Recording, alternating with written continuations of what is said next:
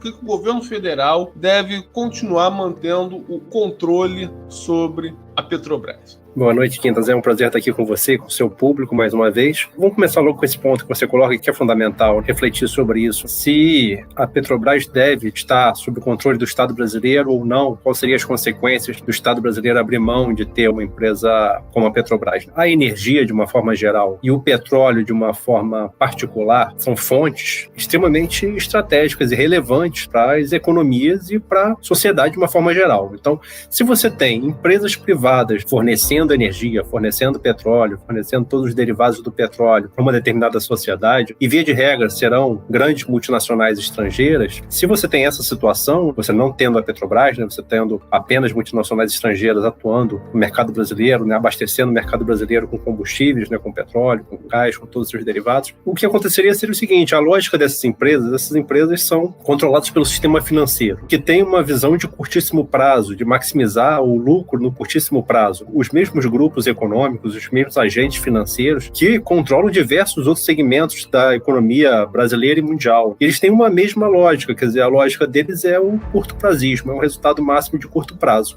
E nenhum compromisso com o futuro das empresas em que eles têm participação acionária, quer dizer, eles maximizam esse resultado no curto prazo, e se a empresa começar a não funcionar bem, começar a não ter um bom desempenho, perder mercado, perder lucratividade ficar menor em relação a outros segmentos, outros setores ou outras empresas, esse capital, rapidamente ele migra para outros segmentos ou outras empresas do mesmo segmento. Esse capital ele dita uma regra na direção da empresa, que é essa visão de curtíssimo prazo e máximo resultado. Qual seria a consequência disso? Os preços praticados no Brasil seriam os máximos possíveis e não haveria compromisso no abastecimento de todo o mercado nacional. Haveria o objetivo de atuar especialmente naqueles partes do território nacional, né, onde fossem auferidos os melhores resultados, os maiores lucros. E esses lucros seriam distribuídos rapidamente, o mais rápido possível, com resultados trimestrais a cada trimestre, para esses agentes aí do sistema financeiro que controlam essas empresas. Qual a consequência disso? O Brasil ficaria inseguro e vulnerável a choques externos de oferta, choques geopolíticos, choques de preços, ficaria vulnerável a isso. Toda a família brasileira, toda a empresa brasileira, a indústria brasileira pagaria mais pela energia. E ao pagar mais pela energia e todos os seus derivados, aí também entrando petroquímicos, fertilizantes e todos eles,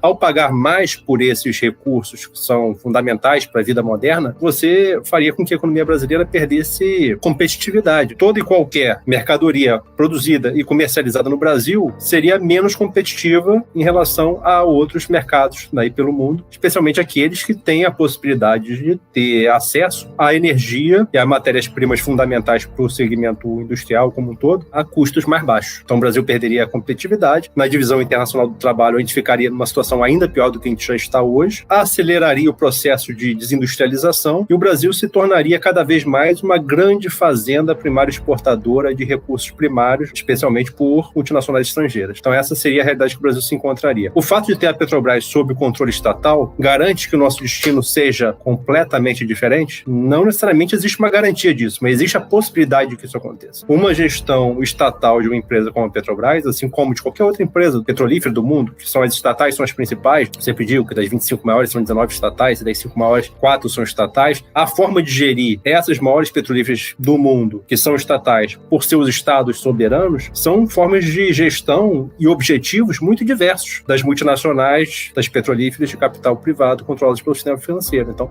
objetivos quais são? Abastecimento do mercado doméstico, seguro, livrando o país das oscilações, choques de preço, choque de oferta, choque de demanda, crises geopolíticas, guerras. Então, a segurança desse abastecimento aos menores custos possíveis, trazendo ao país uma condição de desenvolvimento soberano e que possa especialmente incluir a maior parte da população desses países no trabalho digno e também em condições de consumo que tragam dignidade. Então, de uma forma geral, eu vejo assim. Ou seja, não tem como existir essa concorrência perfeita no mundo do petróleo, né, como os liberais, os privatistas defendem. A privatização da Petrobras não significaria maior concorrência, significaria monopolização por transnacionais estrangeiras que já são monopolistas no mercado mundial do petróleo. Por isso que os governos soberanos constroem estatais de petróleo, porque a opção não é entre concorrência e monopólio. A questão é entre o controle estatal e o controle dos oligopólios transnacionais. E somente o controle estatal pode direcionar o petróleo para as necessidades nacionais. Os grupos transnacionais não estão nem aí para o Brasil enquanto nação. O Brasil, para eles, é apenas um campo de exploração, um campo para obtenção de lucros. O petróleo e a energia diz respeito a toda a construção do país. E o Estado tem que estar à frente da construção do país. Daí a importância da Petrobras, como o Coutinho aqui colocou muito bem.